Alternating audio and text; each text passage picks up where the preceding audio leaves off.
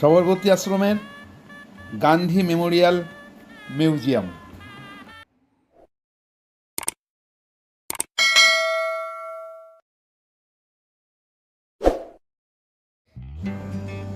আজ আমাদের অন্বেষণ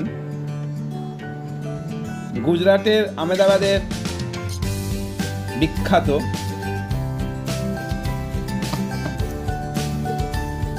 সবরমতী আশ্রম বা গান্ধী আশ্রম। গুজরাটের আহমেদাবাদ টাউন থেকে টোটো করে 45 মিনিট লাগে এখানে আসার জন্য। এটি প্রায় প্রতিদিনই খোলা থাকে। সকাল 8:30-এ গেট খোলে এবং সন্ধ্যা 7:30 অবধি খোলা থাকে। এন্ট্রি ফি কিছু নেই, পুরোটাই ফ্রি। গান্ধীজি দক্ষিণ আফ্রিকা থেকে ফিরে আসার পর 7ই জুন 1917 সালে সবরমতী নদীর তীরে এই আশ্রমটি তৈরি করেন। শোনা যায় দধিচি ঋষির আশ্রয়স্থল নাকি এখানেই ছিল। এখানেই তিনি যুদ্ধের জন্য তার হাত দান করেছিলেন। আর এখানে যখন তখন এখানে একটি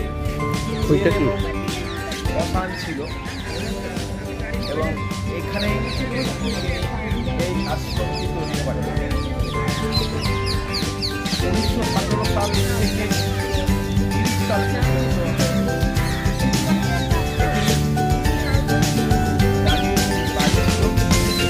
পর্যন্ত এখানে ভারতীয় যারা স্বাধীনতা সংগ্রামী তাদের অন্যতম স্থান কেন্দ্র ছিল।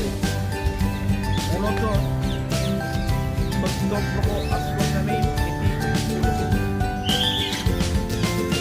মহাত্মা গান্ধী চালু করা নিষ্ক্রিয় প্রতিরোধ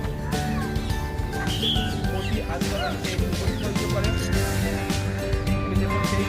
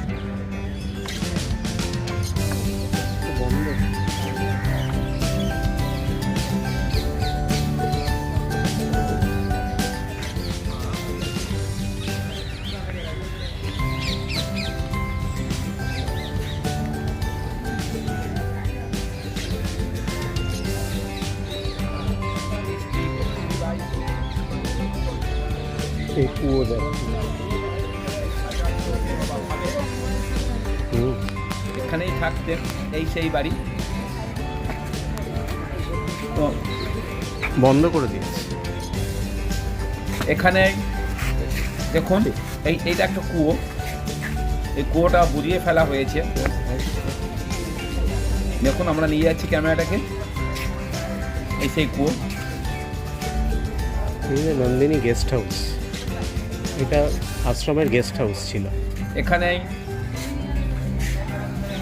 প্রচুর ঘোরার জায়গা আছে। এই জায়গাটাকে দেখাচ্ছে। এখানে দেখুন গান্ধীজির যারা সহযোগী ছিল প্রত্যেকে যাচ্ছে। আর এই যে জায়গাটাকে এটা ছিল নাকি নন্দিনী গেস্ট হাউস। এখানে যারা স্বাধীনতা সংগ্রামী ছিলেন এখানে নাকি তারা থাকতেন। এই জন্য এই জায়গাটার নামও নন্দিনী গেস্ট হাউস।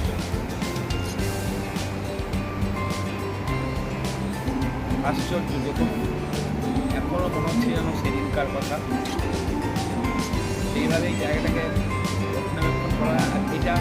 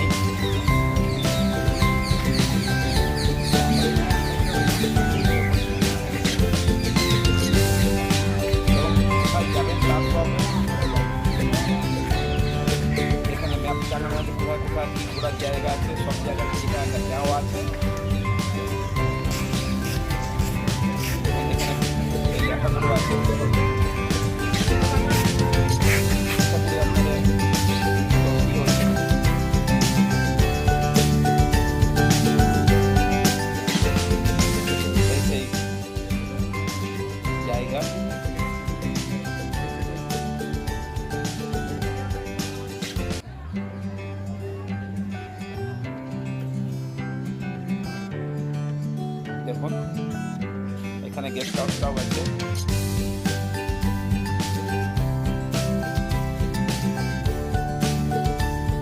এবং সবগুলো দেওয়া আছে, সবগুলো এখানে দেওয়া আছে, এখানে সব জিনিসপত্র যা আছে সব এখানে দেওয়া আছে।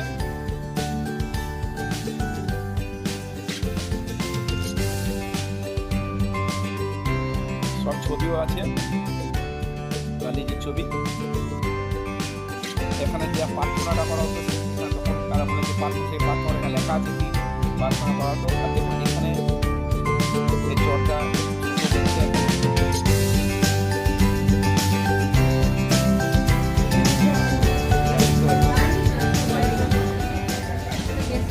খালি যে জিনিসগুলো তৈরি হয় এখান থেকে তৈরি হয়।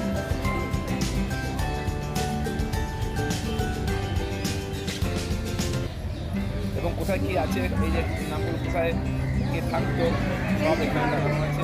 এটাও একটা ঘর যেখানে কস্তুরবা বাই থাকতেন।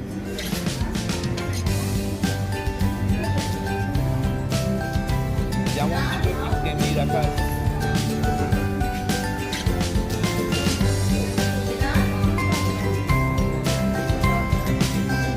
এবং দেখুন এখানে ইতিহাসটা আছে, কারা কারা থাকতেন এখানে তার list.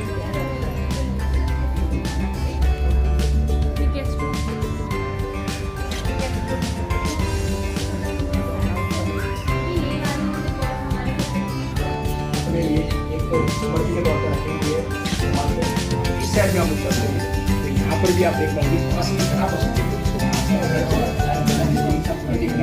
But still it looks like that. এই সেই দেখেন এখানে যা যে কোটি কোটিগুলো ছিল মাটির কলসি, এখানে দেখুন চামচ, গান্ধীজির চশমা সব কিছু লেখা আছে। গান্ধীজির খড়ম, গান্ধীজির চশমা, এছাড়া খেতেন যে বাতিগুলো সেগুলোও আছে।